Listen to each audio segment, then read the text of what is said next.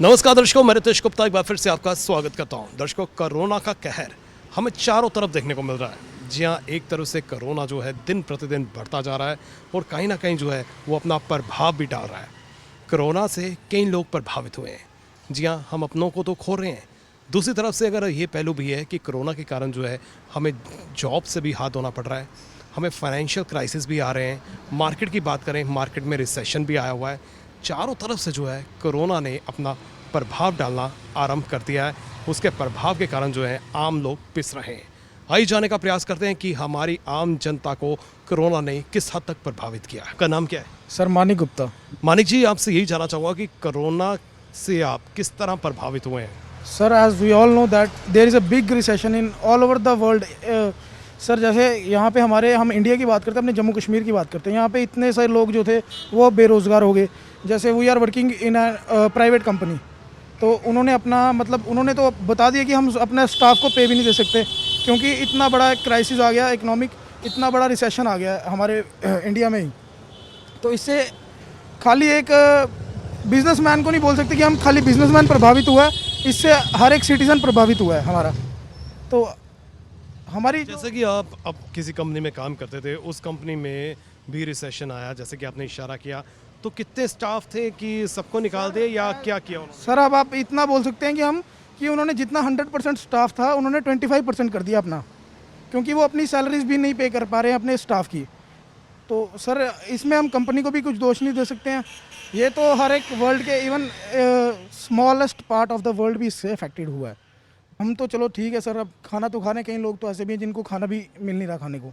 आज वो हालत आ गई हमारे जम्मू कश्मीर की। हमारे यहाँ पे लोग बाहर से आके काम करते थे, कोई डोडा किश्तवाड़, कोई रजौरी से आके जम्मू में काम करते थे, उनको भी वापस जाना पड़ गया इसी करके। अब वो भी कैसे गुजारा कर रहे हैं किसी को कुछ नहीं पता। दर्शकों, कोरोना की चपेट में एक और व्यक्ति आए हैं, वो भी काफ़ी हद तक प्रभावित हुए हैं।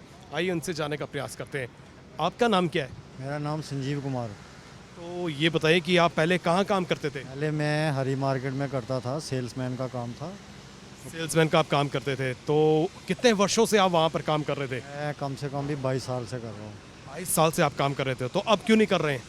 अब जब से लॉकडाउन 19 मार्च से शुरू हुआ था, उसके बाद हम घर ही बैठे रहे। लगातार 3 महीने लॉकडाउन था, घर में रहे। जब दुकानें खुली थोड़े दिन गए, लेकिन उन्होंने बोला हमें बंदूक की ज़रूरत नहीं है, काम नहीं है, आप चले जाओ घर। ठीक है, पिछली सैलरी थी जो वो भी नहीं दी। आगे कहते हैं जब मांगो पैसे, बोलते पैसे नहीं है हमारे पास। तो इस वक्त आप अपनी रोजी रोटी कैसे चला पा रहे हैं? महीने से ऐसे बैठा था घर में, कोई दुकान भी नहीं, कैसे ले सकते थे, पैसा नहीं था, कुछ नहीं था। दिहाड़ीदार बंदा कुछ भी नहीं कर सकता था। तो अब घर में बच्चे हैं, उनकी स्कूल की फ़ीस देनी होती है, घर का खर्चा, किराए पे रहते हैं यहाँ पे। तो ये किसी से कह के थोड़ा सा जगह ली सब्ज़ी लगाने के लिए, लेकिन वहाँ भी काम नहीं है इतना, तो परेशानी में है वो। ये कोरोना की वजह से कि काम नहीं है, हमारा काम बंद हो गया है, वहाँ सेल नहीं है, कुछ नहीं है, टूरिस्ट नहीं आ रहा। टूरिस्ट काम था सब, तो उस वजह से उन्होंने कहा कि हम नहीं दे पाएंगे, हम नहीं रख पाएंगे, कि हमारे पास इतनी नहीं है, हम करनी पड़ेंगे, सैलरी नहीं दे पाएंगे। पहले वहाँ आपको क्या सैलरी मिलती थी? मुझे वहाँ मिलती थी 14,000 रुपये। अभी जो आप सब्जी बेचकर अपना गुजारा कर रहे हैं, तो क्या आपका गुजारा हो पा रहा है? नहीं, सब्जी देखो ना, यहाँ पे एक तो धूप में सड़ जाती है, ज़्यादा 100-150 का। वही जो सब्जी हम बाज़ार से खेते हैं वो अपनी निकल जाती है, ज़्यादा से ज़्यादा दूध का खर्चा निकल जाता है, बस इतना है। गवर्नमेंट से आप कुछ कहना चाहते हैं? गवर्नमेंट से यही कहना चाहते हैं कि सबसे पहले गरीब को देखो, जो बेचारा दिहाड़ीदार था, जो प्राइवेट काम करते थे, जिनको निकाल दिया गया है। गवर्नमेंट ने कहा था कि आधी सैलरी देंगे 3 महीने की, वो भी नहीं दिए। गवर्नमेंट को ये करना चाहिए, जो बेचारा गरीब आदमी दिहाड़ीदार है, जहाँ काम कर रहा था उसको थोड़ा कुछ, जहाँ काम करता था उनकी तरफ से कुछ हेल्प की जाए। सर मेरा नाम अशोक कुमार है, मैं जम्मू का रहने वाला हूँ और मैं एक प्रोफेशनल ड्राइवर हूँ। गाड़ी चलाता हूँ, लोड कैरियर अपनी। काम ही नहीं भैया, इसके महामारी के चक्कर में हमारे पास कोई काम नहीं आ रहा है। हम दुखी हो के फिर अपना दिहाड़ी मजदूरी कमाने के लिए, बच्चों को पालने के लिए अपने गाड़ी में मजबूरन हमें सब्ज़ी बेचनी पड़ रही है। और मुझे हमारे सिर पे कर्जा है, कर्जा लेकर गाड़ी ली हुई है, उसके लिए किस्त भी निकालनी है। अभी 6 महीने से हमने कोई किस्त नहीं भरी है, अभी भी काम बिल्कुल चला नहीं है हमारा बिल्कुल। हमें रोज़ की जो रोज़ी रोटी है उसको कमाने में हमें बहुत दिक्कत आ रही है। ये मजबूरन काम कर रहे हैं, इसमें भी हमारा काम अच्छे से नहीं चल रहा है।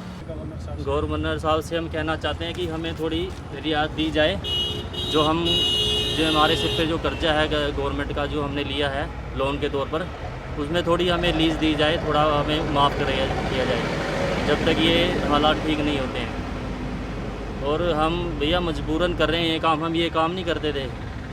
आपका नाम क्या है? सर शिवा गुप्ता। शिवाजी, मैं आपसे भी ये जानना चाहूँगा, कोरोना से आप किस तरह प्रभावित हुए हैं? सर बेसिकली मैंने ग्रेजुएशन की है, तो उस दौरान मैंने इंटरव्यू दिया, कई कंपनियों में इंटरव्यू दिया, कहीं पे कंफर्म भी हो गया कि जॉब है। जब से लेकिन सर कोरोना आया, हमने थोड़ी देर के लिए जॉइनिंग भी मेरी डली, ऐसी बात नहीं है। तो जॉइनिंग डलने के बाद ही सर कोरोना से गाइडलाइंस जो आई गवर्नमेंट की, उसके दौरान यही था कि 50 या 30% स्टाफ आएगा। उसके बाद गाइडलाइंस के अनुसार उन्होंने वो सेक्टर ही बंद कर दिया। अब से उसके बाद ना री अपॉइंटमेंट भी नहीं हो रहे हैं, तो जहाँ पे उन्होंने अपॉइंट किया था वहाँ से भी निकाल दिया। तो सर अब ना जॉब है ना कुछ है, वेले लोग हैं। तो अभी आप क्या कर रहे हैं? सर अभी तो मैं ऐसे ही हूँ, फ्री ही हूँ, तो मतलब कि अभी आप जॉब सर्च कर रहे हैं? जॉब सर्च कर रहा हूँ मैं। तो आप अपना बिजनेस भी तो खोल सकते हैं। सर बिज़नेस खोलने के लिए सर कुछ होना भी चाहिए ना, जॉब भी नहीं है ना सेविंग्स हैं। सर 7 महीने हो गए हैं कम से कम भी, तो गवर्नमेंट ने हमारे लिए तो कुछ किया ही नहीं ना। सर आपका नाम क्या है? मेरा नाम राहुल शर्मा है। राहुल जी, ये बताइए कि कोरोना के दौरान आप किस तरह से प्रभावित हुए हैं? सर मैं एक बिजनेसमैन हूँ। बिजनेसमैन, अब क्या बिज़नेस है जो भी है कि शब्दों में बयान नहीं कर सकते हम। हाँ, क्योंकि हमारा जो बिज़नेस है वो रेंट बेसिस है।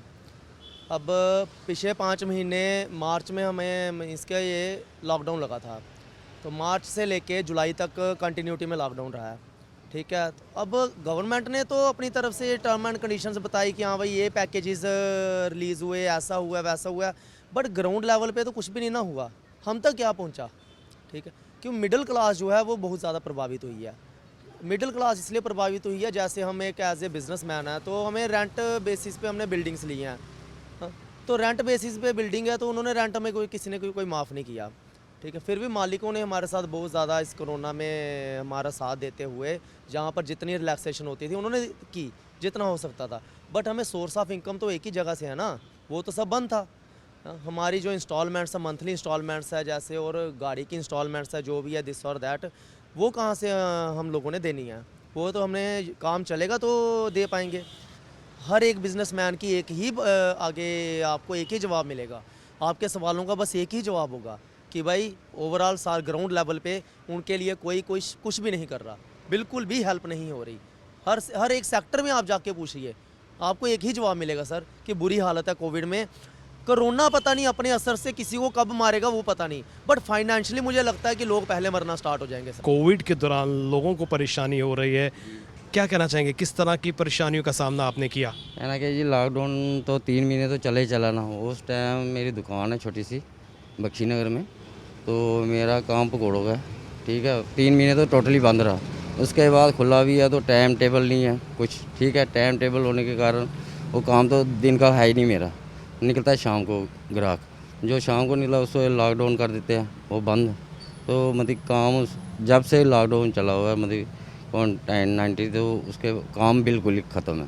तो अब तो टोटली ख़त्म है, सेल बिल्कुल नहीं रही, खर्चा चलाना बहुत मुश्किल हो गया घर का। आपका नाम क्या है? मेरा नाम राजेंद्र पाल सिंह है। तो सर क्या करते हैं आप? हम ऑटो चलाते हैं।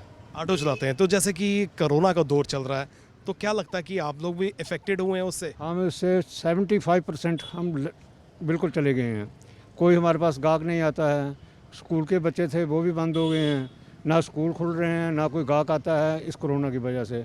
हमें ऑटो की किस्तें लेनी हैं, बैंक से लोन लिए हुए हम लोगों ने, कहीं से कोई काम नहीं चल रहा हम लोगों का, बहुत इफेक्ट पड़ा है हम लोगों पे। तो कैसे जो है आप अपना गुजारा कर रहे हैं इस समय? इस समय हम एक किस्म के मांगने पर बारी आई है, किसी से आटा, किसी से चावल, किसी से पैसे उधार लेके ऐसे काम चला रहे हैं। अब क्या करेंगे, उनको भी जिनसे उधार लेते हैं उनको भी देने हैं। अब दुकानदार भी कितनी देर देगा, वो भी 1 महीने देखेगा, दूसरे महीने वो भी हमें जवाब दे देगा। तो गवर्नमेंट को देखना चाहिए कि हम लोगों का क्या बनेगा। हम तो ना दिहाड़ी लगा सकते हैं, ना और कोई काम तो कर नहीं सकते ऑटो के बगैर। इसलिए मेहरबानी करके गवर्नर साहब को सोचना चाहिए कि हम गरीब कहाँ जाएंगे। जी हाँ दर्शकों, कोरोना की बात करें तो कोरोना से हर वर्ग प्रभावित हुआ है। एक बिजनेस क्लास से लेकर एक जो दिहाड़ीदार है वो इफेक्टेड है। प्राइवेट जॉब्स में जो यूथ जॉब्स करते हैं वो इफ़ेक्टेड हैं। कुल मिलाकर के हर वर्ग जो है वो प्रभावित है। निसंदेह पूरे वर्ल्ड में इस वक्त रिसेशन आया है और इसी रिसेशन का शिकार जो है हम लोग हो रहे हैं। लेकिन दूसरा पहलू ये भी है कि सरकार जो है वो माई बाप होती है। सरकार को जो है अपनी प्रजा का, अपने बच्चों का ध्यान रखना होगा। और जिस तरह से कोरोना अपना पैर पसार रहा है उसका असर जो है हमें रोज़ाना देखने को मिल रहा है। उसके असर से रोज़ाना हम लोग प्रभावित हो रहे हैं। प्रशासन से यही अपील है कि जो लोग प्रभावित हो रहे हैं उन्हें कहीं ना कहीं से कोई मुआवजा दिया जाए, कोई कंपनसेट किया जाए और ख़ासकर रोज़गार के नए अवसर दिए जा सकें ताकि जो प्राइवेट कंपनीज से यूथ को निकाला गया है उन्हें नौकरी के अवसर मिलें ताकि वो अपना गुजारा कर सकें। हमारी पूरी टीम को दीजिए इजाज़त, फिर मिलेंगे। नमस्कार।